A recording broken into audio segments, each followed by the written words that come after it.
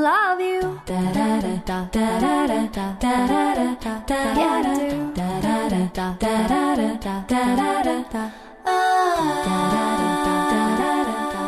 It's very demoralizing for me when I come up with a new idea. Let's start a goat farm tomorrow morning, and have her say that's the stupidest thing I've ever heard.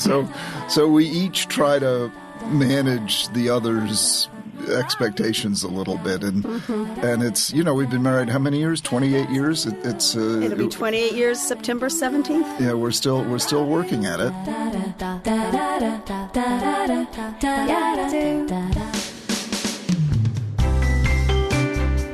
Hello, this is Dr. Ned Hallowell, and welcome to Distraction, the podcast. Today we have a very special episode because my wife is joining us. My wife, Sue, has joined us in the past and made for one of our most popular episodes ever, and so we've invited her back.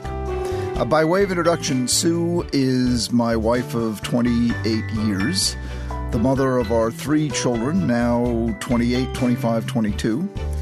But professionally, she is a licensed independent clinical social worker, LICSW, has been in practice for 30 years, is really, honestly, the best clinician I know. She is truly, and I know I'm biased, but I mean it, she's remarkable. She's incredibly empathic, incredibly warm, but also very decisive, incisive, and smart. She specializes in couples, particularly couples where one or both members have the wonderfully interesting condition called ADD. Welcome, Sue. Thank you. It's such a privilege to be here. I'm really happy to be asked back. Well, the privilege is ours. And with that, we will take our first caller. I'm very happy to welcome a caller by the name of Suda. Hello, Suda. Hi, how are you? Yeah, hi, Suda. How are you? Nice to meet you, Sue. Nice to meet Thanks you. for having me on your show with Dr. Hallowell. Well, it's nice to have you here. Where are you calling from, Suda? Pennsylvania. And how can we help you? Well, I've been with my husband for 22 years, and he was diagnosed late in life with ADHD. So I listen a lot to ADHD podcasts, and I've learned a lot about it. But I still struggle with a few things. One of those is how you would respond. Like, how do you respond when your ADHD spouse comes to you with like a new idea, a new hobby, or a new business venture? I know that I should respond positively, but I still have a hard time with it. Sometimes I maybe question a little bit too much, and I think it comes across as being negative. I'm only laughing because this comes up in our coupledom all the time. Yes. And my questions generally revolve around the time commitment and money. So I just wondering, do you have any thoughts on how to respond positively and be supportive, but still be able to get your questions answered? Well, as Sue said, this comes up between Sue and me all the time. So let you, Sue. How do you handle me when I come up with a new idea? And, Often, probably like you, almost automatically, I come up with, oh, yes, but. And one of the things that Ned and I have talked about over the years is that drives him absolutely crazy. And it's my own anxiety that gets perpetuated immediately, and I feel as if it's happening right now, that if I don't respond in a responsible way right then, that we are going to have something happen that's beyond my control without even being beyond a blink of an eye. So what I've really tried to learn to do is just suppress that part of myself and realize that what's most important first is to just be enthusiastic and say, geez, that's a great idea. Tell me more about it. Wow, that's so interesting. Because there's going to be time for questions. It isn't going to happen immediately. And if I take the time and talk about what's good about the idea or really hear what he's thinking about it, then he's often much more responsive when I do say, well, but have you thought about this or have you thought about that? But if I bring up those concerns immediately, he's not going to listen to me, and it just leads to a fight. Right. It shuts down pretty quickly in my household, too. That's exactly right. But for me, it really is, and I don't know if this is true for you, but I just want to underscore it's my own anxiety about things getting out of control that leads me to respond so quickly. And sometimes, actually, if I stop and I really listen to him, he's already considered a lot of things that I didn't even know he'd thought about. Or as he talks about it, sometimes he can see the issues himself. And so that has helped a lot. Would you agree, Ned? Yeah, I rely on Sue to be the brakes. My analogy of ADD is I've got a Ferrari engine for a brain with bicycle brakes. And so I've spent a lifetime trying to strengthen my brakes. And one of the ways I've strengthened my brakes is by marrying Sue, because she doesn't have a runaway brain, and she is able to put on the brakes. And what I have to learn to do is take her temperance as just that, instead of thinking of her as the official wet blanket, to instead say, yeah, you're right, we can't, immediately open a goat farm tomorrow morning in our backyard, and it does take some planning. And so I've tried to learn to appreciate her putting on the brakes, just as she's tried to learn to appreciate my new ideas and not, rain on the parade right off the bat, because it's very demoralizing for me when I come up with a new idea. Let's start a goat farm tomorrow morning, and have her say that's the stupidest thing I've ever heard. So we each try to manage the other's expectations a little bit, and it's we've been married how many years? 28 years. It'll be 28 years September 17th. Yeah, we're still working at it. That's right. And I still get upset when she bursts my balloon, and she still gets upset when I go off half-cocked with yet another new idea. And may I say that sometimes your half-cocked ideas have turned out to be pretty fabulous things down the line. It's just taken a little bit of a slower process with it. And, as you said, sometimes my temperance has helped us maybe stay out of a little bit of trouble sometimes. Well, and also, I'm not the only one with ideas. For example, I'm just finishing a memoir that I've spent the past 2 years writing. It's completely different from anything I've ever written. And the only reason I wrote it was Sue telling me, you really ought to write a memoir. You really ought to write something totally different from all the other books you've written.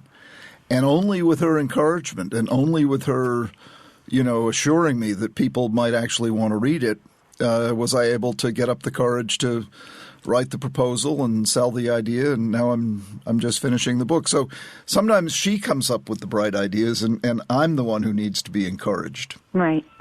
Thank you so much for calling in. And it's really great talking with you. Thank you, Yes, Sudha. thank you so much. Take care. I appreciate it. Bye-bye. Bye-bye. Bye-bye. Okay, next up, we have a question from Cheryl. Hi, Cheryl. This is Ned. Where are we reaching you? I am just outside of Portland, Oregon, in a little town called Lake Oswego. Oh, my gosh. Oh, my gosh. Well, welcome to Distraction, and how can we help you? Okay. Well, my question is around the mindful parenting courses that I've been seeing an awful lot of, both online, you can take them online or you can take them in person. And I've been seeing those on, different ADHD sites and mostly on the parenting sites. Very recently, I started practicing mindfulness and meditation for myself to help kind of manage my 9-year-old ADHD son, and it's helped quite a bit. Right. We're having fewer power struggles, mostly because I feel like I'm stopping and taking a breath.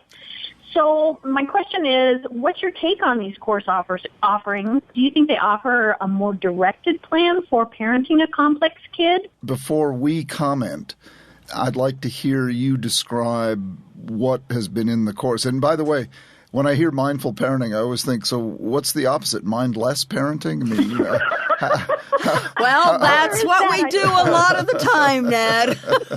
We often do mindless parenting. So I think they call that autopilot. There you go. So tell us, what is in the course? What have you learned? What are they advising you to do? Well, some of the modules involve, obviously there's a module on mindfulness, and meditation and, being able to step back, kind of do the old school count to 10 routine. Uh-huh. They talk about effective communication, and communicating with your child more on their level, and not, don't let them push your buttons. I mean, several of the courses have, they're anywhere from 6 to 10 or 12 different modules that you can go through. And some of them are self-paced online, and some of them are in person, where they do like a webcast.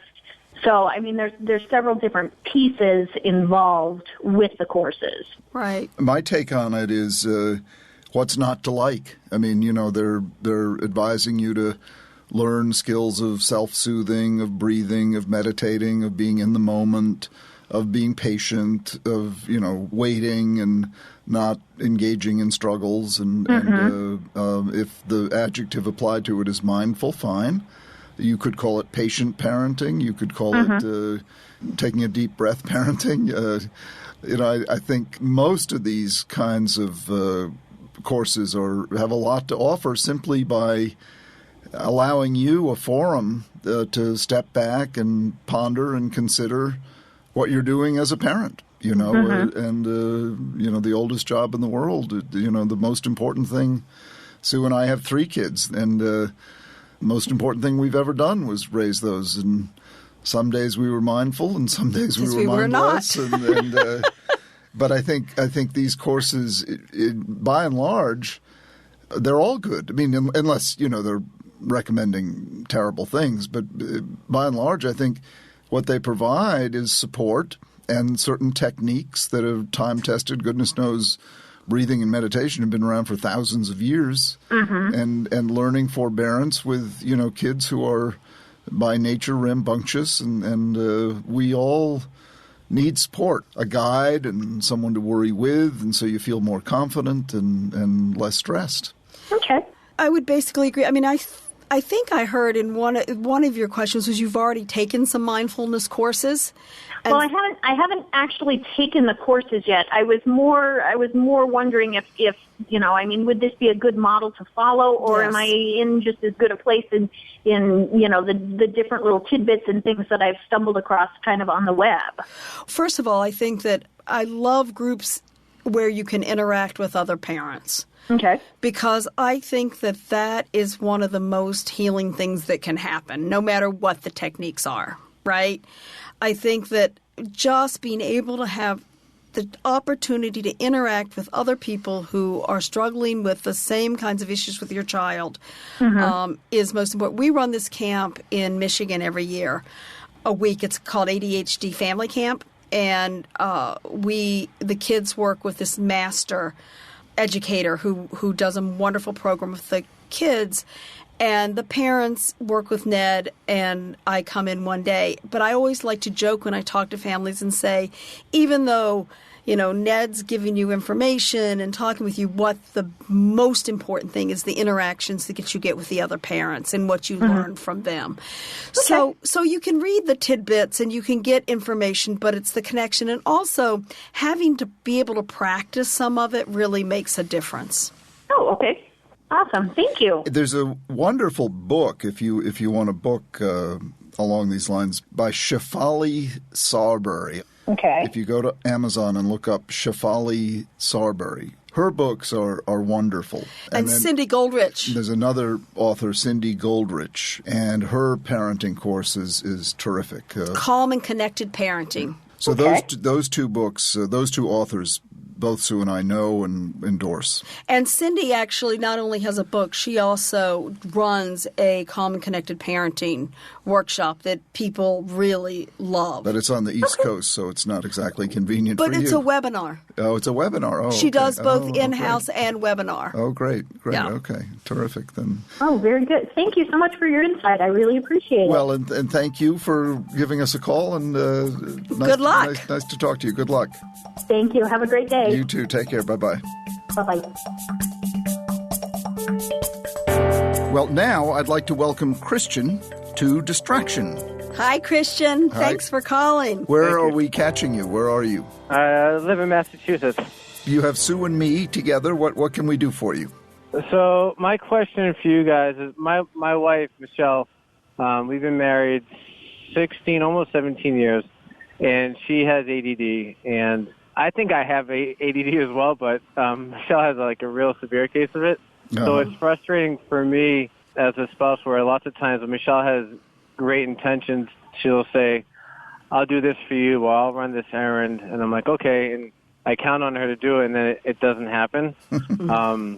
And that happens often, and I know she doesn't do it deliberately. It's just she gets caught up with a lot of things going on in her head. But I guess my question is, how can I don't want to be frustrated anymore, and I don't want our kids to kind of sense that from me, because then unfairly they may internalize that and think that, mom just lets them down. So I guess that's my biggest question. Well, my first question is her ADD being treated? It is. Yes, she sees a doctor, I think once a month, and she works on it. She listens to your podcast. She reads a lot, and I got to be honest, she wants me to read a book, and I haven't read it for the spouse to, so I also have to do my part as well. But she is being treated for it. Is she taking medication? She is. And if I have it correctly, I think it's called, is it Ativan? No. Adderall. All right. The biggest mistake that people make is they don't get maximum mileage out of the medication. The medication is by far the easiest intervention we've got. There's plenty of other things you can do, but if you are open to using medication, and really the medical facts are tremendously reassuring along those lines, then once you start, you've got to titrate the dose so you get target symptom improvement with no side effects. And that can take some backing and filling. If she's forgetting stuff, it sounds to me as if the medication dosing should at least be looked at, if not revised, because it's a shame to, it's like having the wrong prescription eyeglasses. You don't get the best results, or the wrong shoe size. You really you want to make sure that she is getting the maximum mileage from the medication. And then the second suggestion is for you to sit down with someone like me or Sue. You could see either one of us. I'm in Sudbury. She's in Cambridge. And do some couples coaching. Because that's a good idea. I'll let Sue take over with that. So I have some, medication, though I absolutely agree with you. It does have its limitations, and people can be adequately medicated with. Still, these issues come up. What kinds of things does she? Can you say a little bit more about what you notice or what happens? Just like it can be any task, like household things. Like I'll do the groceries, and I'm like, oh, okay. Like I like to do the groceries because just with my experience with her, like I'll go and get everything that's on the list. But when I give her the list, she comes back with like 1/3 of it, and then she's like, well, I forgot this. And if she says like, it could be any like household chore, like I'll do the laundry, or I'll do the bills or something. Lots of times she just forget, like she just doesn't get it done. Yeah. And I know that she doesn't do it deliberately. I know that she's not doing it because I don't want to do laundry. Like no one really wants to do laundry. Right. I think her mind is so preoccupied with a lot of things that she just literally forgets. Is she working, or she works part-time, yep. She does. So she's out of the house some, because one of the challenges that I've seen with a lot of people, women with ADHD who are at home, is they feel like they need to be home because they have ADD and they can't manage everything. But the unstructured life at home actually in many ways is much harder for them than if they actually had more of a structure. Right. It's funny you mention that, because she worked at home for a while, and then she did a home daycare, and that was a lot. She did it for like 7 years, and then she stopped. And then she took a break from working, and she always said that when she works and she gets out of the house and she works, she can put 100% focus onto like work tasks. When she gets home, she loses has a very difficult time. Yeah, Right. so she definitely, what you just said, she is definitely true for her. Right. The structure really makes a huge difference. Right. And so the more that structure can be built into things, the better she will do. Right. The other thing is to really talk with her about what she is good at and what she's not so good at. One of the things that people with ADD, and not that that means she doesn't have to do anything, but really playing to what her strengths are around the house is much better than having her do things that she's really not good at. That can help. Also, don't pick up the pieces so much. So if she forgets things at the grocery store, instead of you taking over going to the grocery store or going back from her, one of the mistakes people make is they begin to overcompensate for their partner. Right. And then their partner ends up sort of feeling crappy about themselves, really, because they feel like they're never quite doing everything they're supposed to do. And I understand that it's frustrating and you worry about, well, are things going to fall between the cracks? Well, you have to think about what's good enough versus what is your idea of how things need to be. Because sometimes, you have to look at what your style is and what's important to you. Because sometimes, with an ADD family, it's not going to look like other families. And it's what's good enough and what needs to get done and how to do it, as opposed to this is the way it's supposed to be. Right. No, that makes a lot of sense. Yeah. And we've done that recently. We've like she enjoys doing the finances and taking care of those things. And she does a great job at it. And she does a lot of things with the kids' school. Our kids started going to private school this year, so she's taken a lot of those tasks. How old are your kids? 14 and 12. Our daughter's dyslexic, and our son has like processing, like executive function things going on. They both have made tremendous strides just in one academic year. It's been a blessing for us. But Michelle has been really in charge with that and advocating for the kids. And so we've done that in the last few years. We've focused on trying to give her a structure, I guess, without even thinking about it. And raising kids with issues like your kids have, don't underestimate how much time and effort that takes. And it sounds like she does a terrific job at that. And she's phenomenal. Yeah. Yeah, so. And so focusing on that. And, it's if you have resources filling in the places that she doesn't do as well. Or I'll tell you a story of this one couple I see. He is someone who would really get very upset when his wife would they had one small child and she would put the plastic plates that he was eating on in the dishwasher, which he felt was not a good thing because of health benefits. He felt like, and they would go, and she would really mean not to do it, but then would forget she has ADD and would put it in. And it was just this struggle, and she didn't want to do it, but she would forget. It was so. I finally said to them, well, why don't you just stop using these plastic plates? Right. And that sounds so simple-minded, but they both looked at me like I had given them a magic wand and, made it all. And so now they have, these more glass, these pottery that are sturdy and that she can put them in the dishwasher. And yes, they break sometimes, but it's really made a major improvement. So I'm saying that you have to sometimes think outside the box a little bit. And yeah, no, you're absolutely right. Yeah, and it's we've been married 16 years, and thank God our marriage is great, and she's phenomenal. And we've had two different upbringings, so that's also another thing.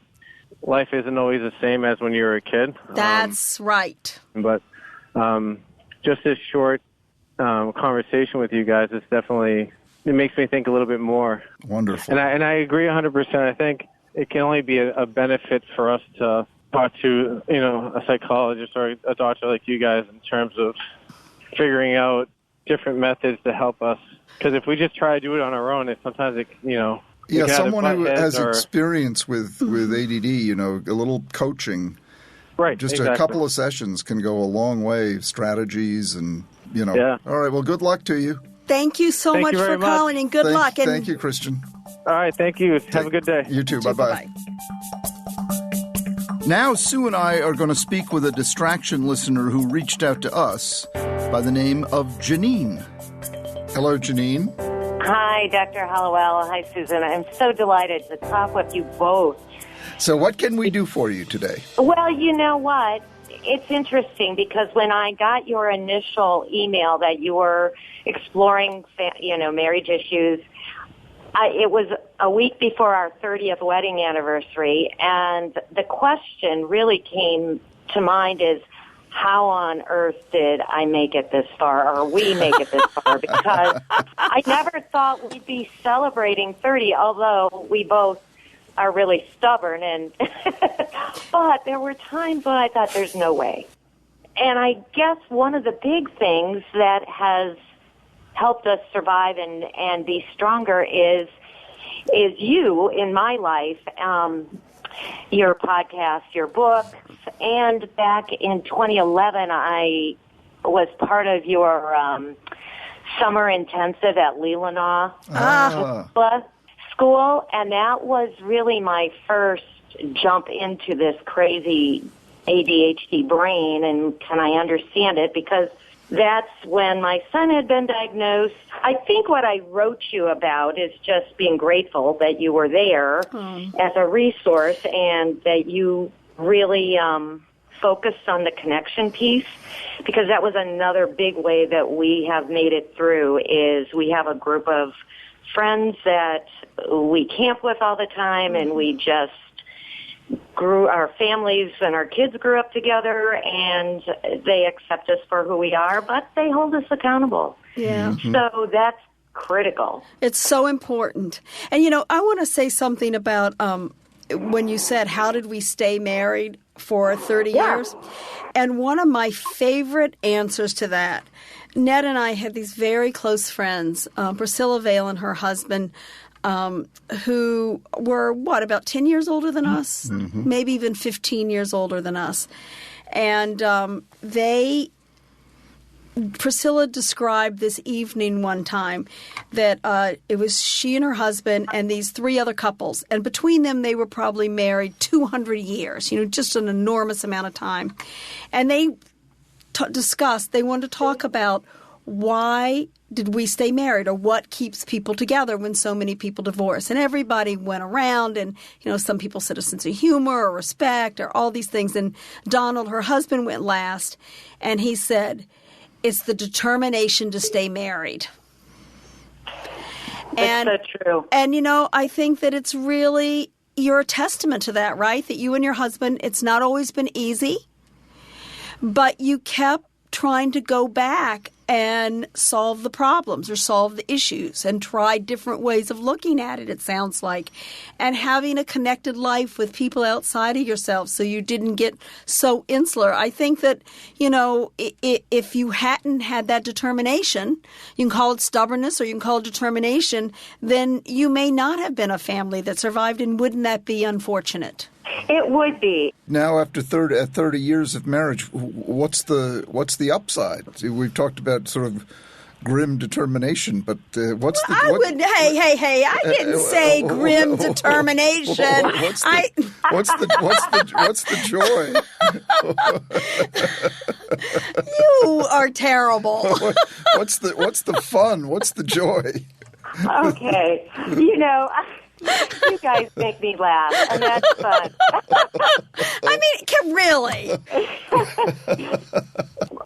It's interesting now that our sons are almost launched and pretty much on their own.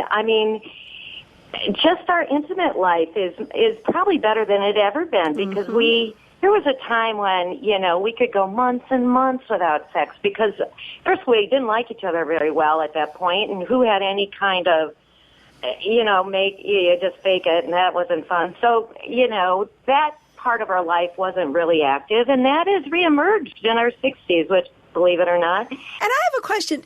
I often find, and I don't know if this is true for you, but so many couples, when they're struggling, they really just focus on what their partner is doing wrong or what makes them unhappy about their partner.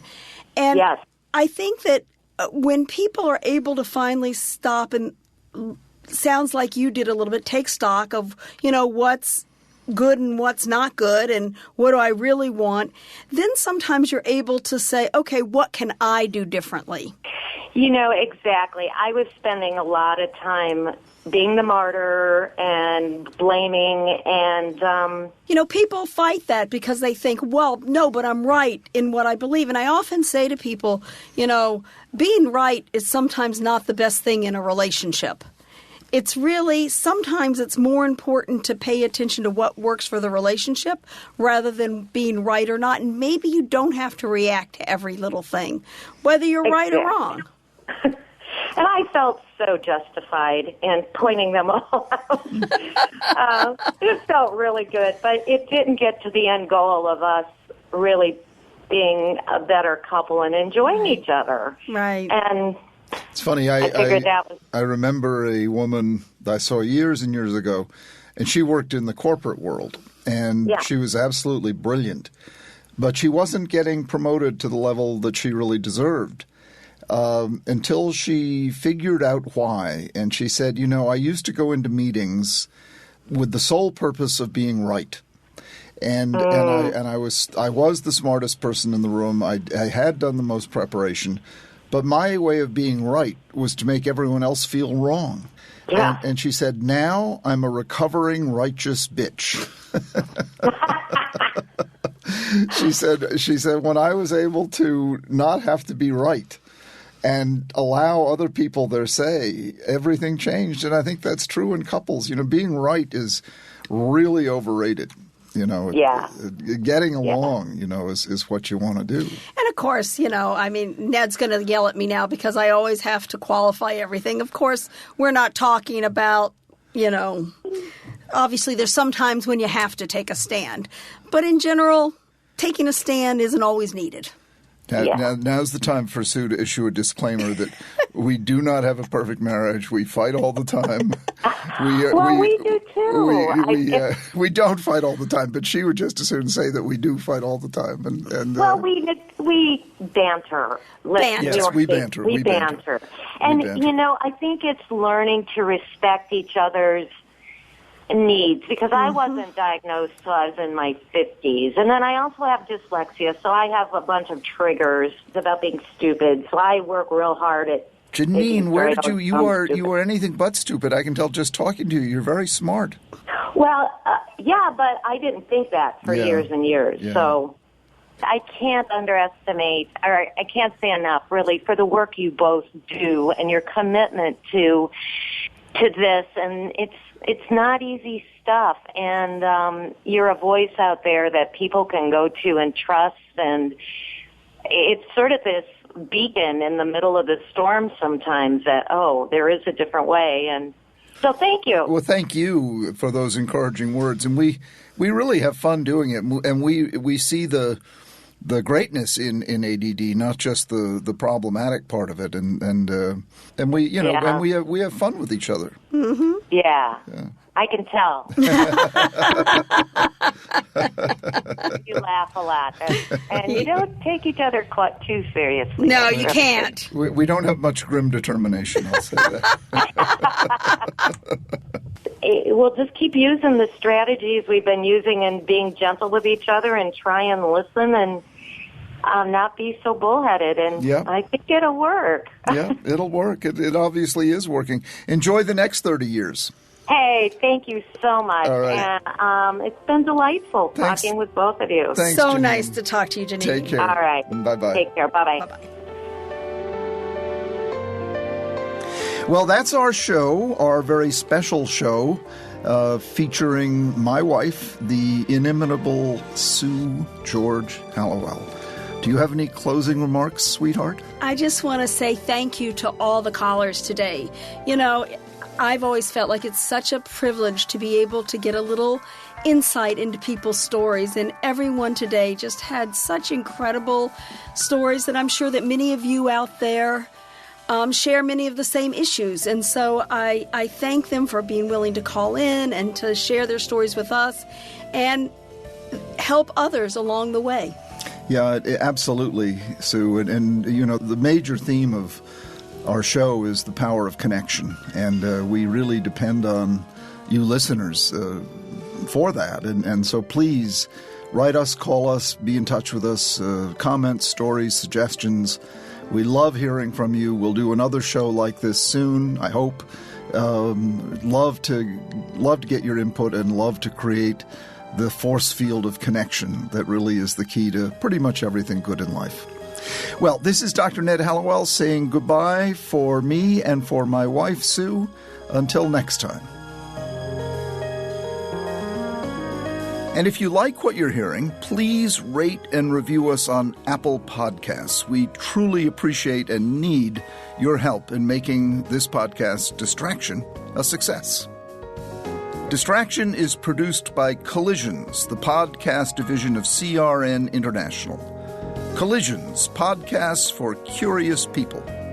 Today's show was produced by the absolutely spectacular Sarah Gurton and recorded and mixed by the amazingly talented, not to mention handsome, Scott Person. Our original music was created by Mark Berman.